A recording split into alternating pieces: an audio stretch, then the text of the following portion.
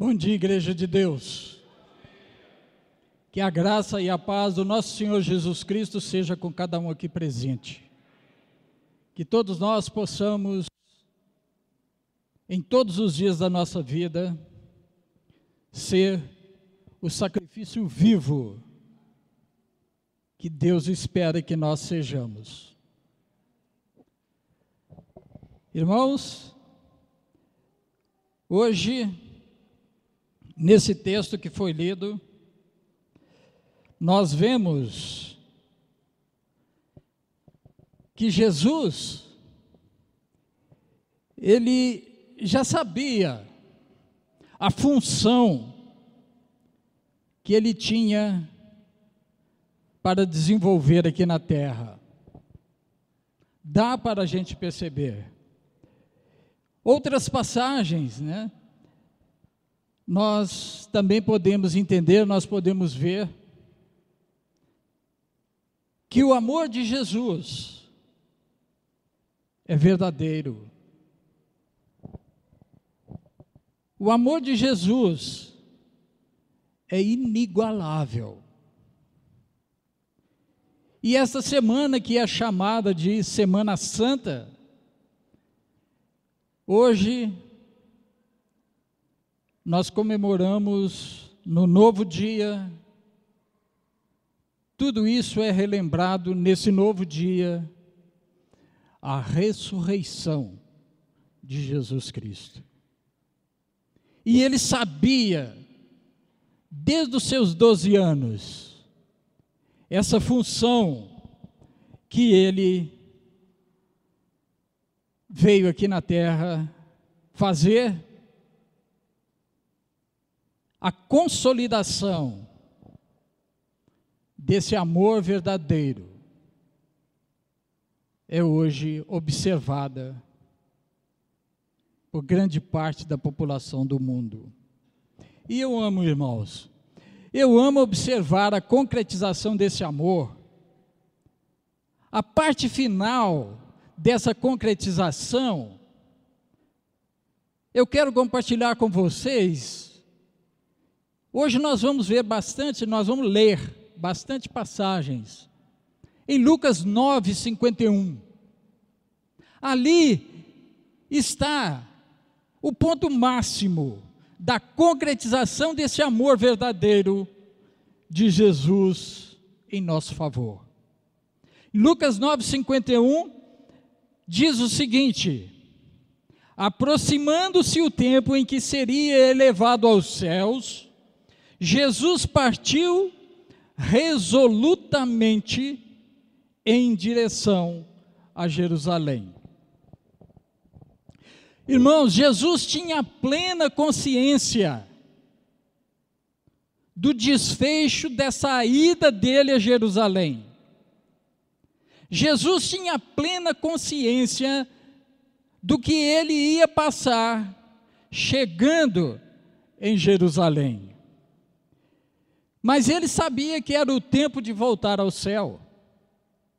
Mas também sabia quais os sofrimentos que o aguardavam até que tudo se consumasse e ele entregasse o seu espírito.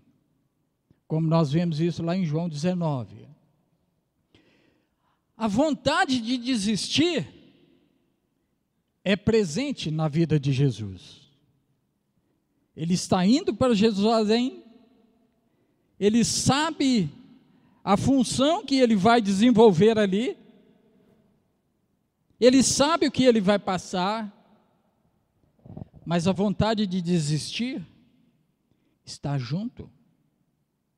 Em Lucas 22, 39 a 42, lá diz o seguinte, Lucas 22, de 39 a 42, como de costume, Jesus foi para o Monte das Oliveiras e os seus discípulos o seguiram. Chegando ao lugar, ele lhes disse: orem para que vocês não caiam em tentação. Ele se afastou deles uma pequena distância e, veja bem, ajoelhou-se e começou a orar, Pai, se queres, afasta de mim esse cálice. Contudo, não seja feita a minha vontade, mas a tua.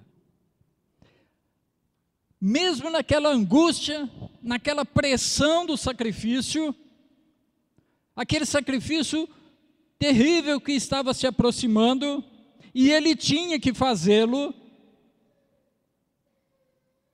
ainda assim, Jesus está ensinando aos seus discípulos. É o que nós vemos no versículo 40. Orem, para que vocês não caiam em tentação. Como qualquer ser humano, Jesus não queria sofrimento. Ele não queria passar por sofrimento. Mas, Pai, seja feita a sua vontade, não a minha. A cruz é uma realidade. A cruz é real. Em Lucas 12, versículo 50, consciente do que ele tem que passar, ele diz: eu tenho que passar por um batismo. E como eu estou angustiado até que ele se realize. Que palavras, irmãos! Que palavras de sofrimento! Em Lucas 22, 37, está escrito: ele foi contado com os transgressores, e eu lhes digo, que isso precisa cumprir em mim. Sim, o que está escrito a meu respeito, está para se cumprir. Sofrimento não, Pai. Nós vimos no versículo 42, sofrimento não, Pai. Pai, se o Senhor quiser, o Senhor tira de mim esse sofrimento. Mas essa é a minha vontade, Pai, não é a tua. A expectativa do sofrimento já o pressionava, já antecipava o seu sofrimento de tal maneira, pressionava o seu sofrimento tanto, que o versículo 43 está lá a explicação de como estava a situação de Jesus naqueles dias. Apareceu-lhe um anjo do céu que o fortalecia. Estando angustiado, ele orou ainda mais intensamente, e o seu suor era como gotas de sangue que caíam no chão. Foi necessário uma manifestação celestial. O sofrimento dele foi tão real, tão duro, que o céu viu que havia necessidade de alguém de lá estar ali com ele. E esse anjo veio e o fortalecia. Irmãos, toda esta pressão, todo esse sofrimento antes da cruz, essa tortura antecipada, foi por amor à sua igreja. Tudo isso foi em nosso favor. Em Lucas 9:51, que nós lemos, quando ele parte resolutamente em direção a Jerusalém, ele toma para si a realidade da cruz. A cruz é real, eu tenho que ir. Eu tenho que passar por essa cruz para salvar o meu povo. Jesus tomou a decisão de cumprir a sua função como João Batista, lá em João 1:29, como João Batista anunciou e apresentou Jesus para as pessoas como: eis o Cordeiro de Deus que tira o pecado do mundo. A decisão dele foi de cumprir essa função. Jesus, o nosso Cordeiro, o Cordeiro de Deus que tira o nosso pecado. A decisão dele, sofrida, essa decisão apertada, doída, para tirar o pecado de cada um de nós. Jesus tinha que cumprir essa decisão, irmãos. É uma decisão do céu, de cunho espiritual. Como nós vimos lá em 12:50, eu tenho que passar por um batismo.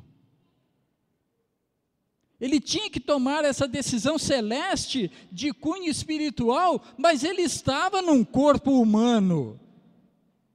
Ele estava num corpo de gente igual o nosso, sujeito a tudo. Jesus sofria, irmãos, os mesmos sofrimentos e sentia as mesmas pressões que qualquer ser humano sente. Como, irmãos, como foram penosos, como foram duros os últimos dias de Jesus aqui na terra. Em Lucas 13:22, não podemos tirar o foco de que ele está caminhando para Jerusalém. Lucas 13:22 está escrito: depois, Jesus foi pelas cidades e povoados e ensinava, prosseguindo para Jerusalém. Em Lucas 17, de 11 a 19, nós vamos ler Lucas 17, de 11 até 19, caminhando para Jerusalém, Jesus ainda curava.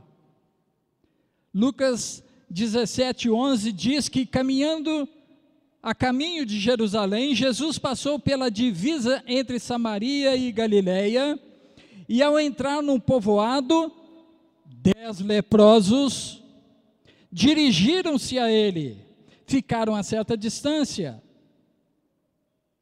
e gritaram em alta voz: Jesus, mestre, tem piedade de nós. Ao vê-los, ele disse: vão mostrar-se aos sacerdotes. Enquanto eles iam, foram purificados. Versículo 15, um deles, quando viu que estava curado, voltou, louvando a Deus em alta voz, prostrou-se aos pés de Jesus e lhe agradeceu. Este era samaritano. Jesus perguntou: não foram todos os 10 purificados? Onde estão os outros 9? Não se achou nenhum que voltasse e desse louvor a Deus, a não ser este estrangeiro? Então ele lhe disse: levante-se e vá, a sua fé o salvou. Lucas 18, 31, logo aí na frente, Lucas 18, 31 até o 33, Jesus chamou à parte 12 dos seus, Jesus chamou à parte os 12 e disse: nós estamos subindo para Jerusalém. Vocês estão vendo que o foco não sai? Ele está focado em ir para Jerusalém. Estamos subindo para Jerusalém, e o que está escrito pelos profetas acerca do Filho do Homem se cumprirá. Ele será entregue aos gentios, que zombarão dele, o insultarão, cuspirão nele, o açoitarão e o matarão. Mas no terceiro dia, ressuscitará. Irmãos, Jesus tomou a decisão de cumprir essa função de Cordeiro de Deus. Jesus, ele indo para Jerusalém,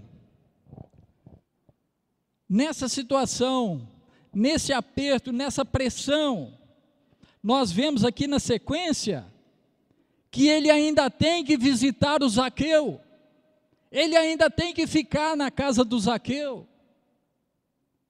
No capítulo 19, de 1 a 10, um texto lindo, maravilhoso, que nós encontramos na palavra de Deus, diz que Jesus entrou em Jericó. Jericó é próximo a Jerusalém. Jesus entrou a Jericó e atravessava a cidade, e havia ali um homem rico chamado Zaqueu, chefe dos publicanos. Ele queria ver quem era Jesus, mas, sendo de pequena estatura, não conseguia, por causa da multidão. Assim, o que ele fez? Ele correu adiante, subiu numa figueira brava para vê-lo, pois Jesus ia passar por ali. E quando Jesus chegou naquele lugar, Jesus olhou para cima e lhe disse: Ô Zaqueu, desça depressa, eu quero ficar hoje na tua casa. Então ele desceu rapidamente e o recebeu com alegria. Agora tem as más línguas no versículo 7. Aquelas pessoas que só procuram ver a coisa errada, no versículo 7. Todo o povo viu isso e começou a queixar, a murmurar. Ele se hospedou na casa de um pecador. Mas o Zaqueu, feliz da vida por estar com Jesus em sua casa, levantou-se e disse: Senhor, eu estou dando a metade dos meus bens aos pobres, e se de alguém eu extorquir alguma coisa, eu vou devolver 4 vezes mais. Jesus lhe disse: hoje houve salvação nesta casa, porque este homem também é filho de Abraão, e o Filho do Homem veio para buscar e salvar o perdido. Imagine, irmãos, como deveria estar a cabeça, o coração, os nervos de Jesus nessa reta final. Nós temos que imaginar isso, nós temos que meditar nisso, vivendo junto aquilo que está acontecendo ali, mas ainda assim, o que ele fazia? Jesus está trabalhando, e está trabalhando para o nosso favor. Jesus está trabalhando para nos ensinar, para nos mostrar que ele está indo para Jerusalém cumprir aquela função de Cordeiro de Deus. Jesus, o nosso Cordeiro, Jesus, o nosso animal que foi para a cruz. Hoje nós não precisamos levar um animal até Jerusalém para sacrificá-lo pelos nossos pecados, porque Jesus já cumpriu isso. Agora nós precisamos, irmãos, fazer uma paradinha no versículo 11. Capítulo 19, versículo 11, nós precisamos parar aqui um pouquinho. Jesus está na casa do Zaqueu. Estando eles a ouvi-lo, Jesus passou a contar-lhes uma parábola. Agora, por que Jesus contou essa parábola? Está escrito aí, ó. Porque estava perto de Jerusalém e o povo pensava que o reino de Deus ia se manifestar de imediato. O povo pensava que o reino de Deus ia se manifestar de imediato. Jesus estava próximo de Jerusalém. Agora nós vemos aqui por esse versículo que havia aquela expectativa no ar. Havia alguma coisa que parecia dizer, mas dizer o quê? Mas tinha aquela pressão atmosférica assim que mostrava que naqueles dias alguma coisa de Deus estava para acontecer, mas aconteceu o quê? O reino de Deus estava para se manifestar naqueles dias, e de verdade estava. Uns 2 meses depois, a igreja é manifestada, não é? Uns 2 meses aí, 50 e poucos dias, 60 dias depois disso aqui, a igreja é manifestada. Lá em Atos 2 fala, naquela situação, irmãos, naquela pressão, naquela angústia, a inimizade dos líderes religiosos, Jesus conta uma parábola. Jesus conta essa parábola e vejam, irmãos, como que ela se encaixa direitinho, como que ela vai direitinho naquilo que está no coração do povo naquele dia. Olha só essa parábola, versículo 12 até o 24, veja bem, ele disse, um homem de nobre nascimento foi para uma terra distante para ser coroado rei e depois voltar. Então ele chamou 10 dos seus servos e lhes deu 10 minas. Disse ele, façam esse dinheiro render até a minha volta. Mas os seus súditos o odiavam e por isso enviaram uma delegação para lhe dizer, não queremos que este homem seja o nosso rei. Contudo, ele foi feito rei e voltou. Então mandou chamar os servos, a quem dera o dinheiro, a fim de saber quanto tinham lucrado. Versículo 16, o primeiro veio e disse, Senhor, a tua mina rendeu outras 10. Muito bem, meu bom servo, respondeu o seu senhor, por ter sido confiável no pouco, governe sobre 10 cidades. Versículo 18, o segundo veio e disse, Senhor, a tua mina rendeu outras 5. O Senhor respondeu, também você encarregue-se de 5 cidades. Então veio outro servo e disse, Senhor, aqui está a tua mina, eu a conservei, guardada num pedaço de pano. Tive medo, porque és um homem severo, tiras o que não puseste e colhes o que não semeaste. O Senhor respondeu, eu julgarei pelas suas próprias palavras, servo mau. Você sabia que sou homem severo, que eu tiro o que não pus, que eu colho o que não semeei. Então, por que não confiou o meu dinheiro ao banco? Assim, quando eu voltasse, o receberia com juros. Por que você não trabalhou a meu favor, servo mau? Já que no coração daquele povo estava essa expectativa do reino de Deus, irmãos, nada melhor do que uma parábola que ensina sobre servos bons e servos maus.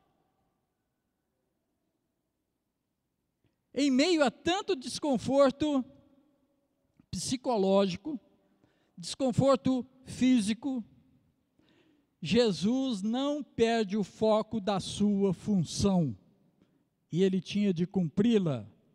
19, 28, Jesus ia na frente. Aqui eu entendo que ele está saindo da casa do Zaqueu, ele ia na frente, subindo para Jerusalém. Esse é o foco.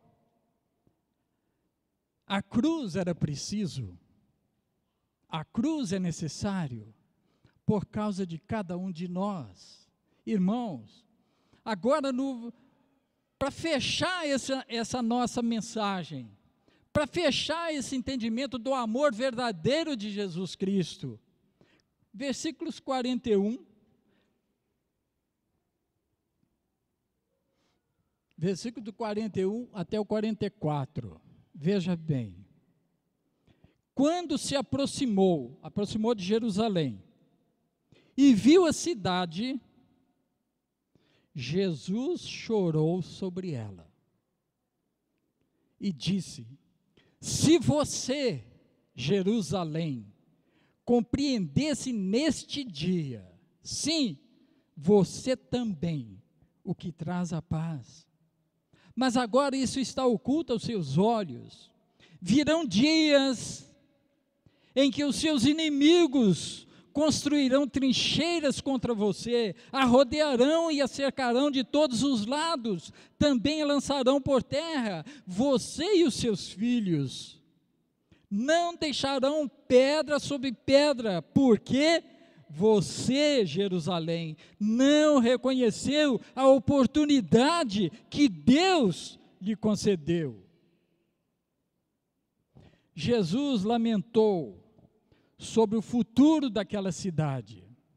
E eu quero fazer uma comparação, irmãos, para a gente fechar isso aqui. Eu quero fazer uma comparação com Jerusalém, porque aquele povo sabia e entendia que em Jerusalém era o lugar onde achava Deus, é ali que estava a casa de Deus, era ali que Deus residia, Jerusalém. E eu quero compará-la com nossos corações. Nossos corações, nós sabemos que é a morada de Deus. Nós sabemos que Deus habita em nós, na pessoa do Espírito Santo, em cada um de nós. Nós sabemos disso, nós somos bem conscientes disso. E a hora H está chegando, irmãos. Como já foi dito aqui, nós não sabemos quando, mas está chegando. Está chegando. E Jesus está olhando para o nosso coração, como Ele olhou para Jerusalém. Irmãos, a pergunta é: qual é o sentimento de Jesus quando olha para o nosso coração? Jesus está chorando ao olhar para nós?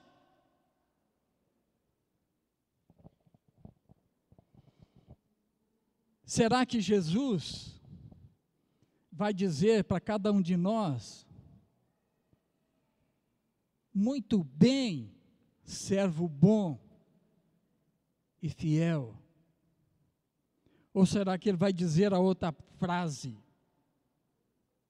servo mau? Amados, é de muita utilidade para a nossa salvação não esquecer que nós estamos numa luta. Nós sabemos disso, não é? A Bíblia fala isso para nós. Nós estamos aqui na terra numa luta, e nós estamos numa luta no terreno do inimigo. Nós já estamos em desvantagem, porque nós estamos no terreno inimigo. Mas, irmãos, nós estamos cercados de inimigos por todos os lados, porque nós estamos no terreno dele. Já foi falado isso na aula de crescimento espiritual. Quem não participou, provavelmente perdeu.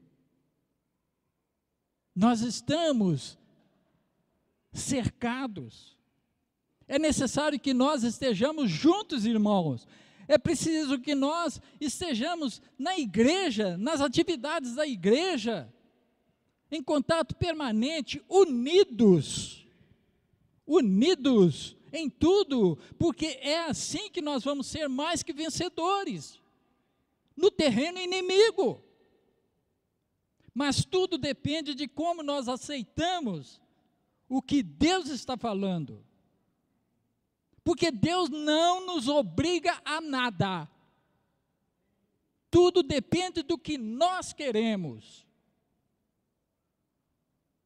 Então, irmãos, nós não podemos permitir que o inimigo levante barricadas para nos esmagar, como em Jerusalém.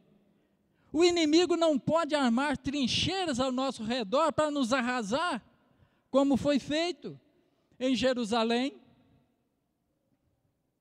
Ou nós aceitamos e realizamos o que Deus fala, ou nós nos entregamos ao inimigo como aconteceu em Jerusalém. Em Efésios 5:1, de 15 a 21,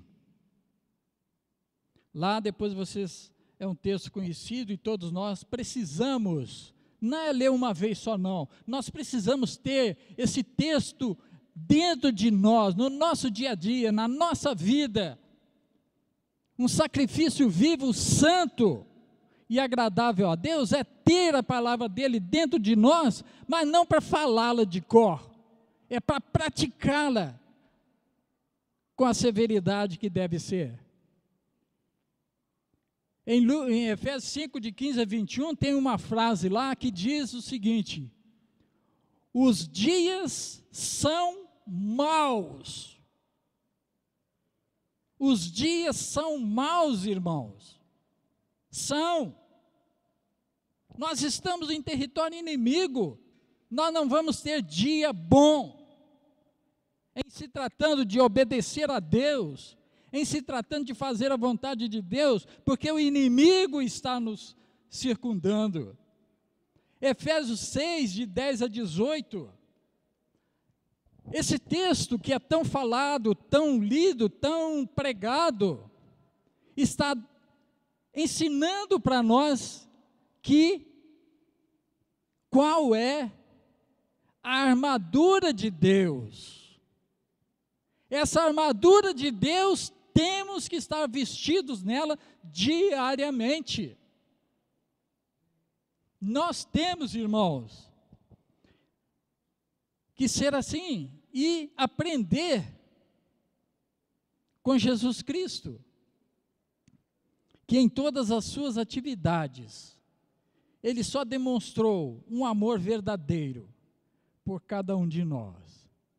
Em obediência à palavra dEle, nós precisamos crescer, desenvolver. Nós precisamos corresponder a esse amor verdadeiro e fiel. Em Lucas 21, 19, Jesus está falando, Lucas 21, 19, que é na nossa perseverança que nós vamos ganhar as nossas almas. E Filipenses 2,5, o apóstolo Paulo escreve para nós: seja a atitude de vocês, nossa, a mesma atitude de Cristo Jesus. Que Deus nos abençoe. Que Deus continue cuidando da sua igreja.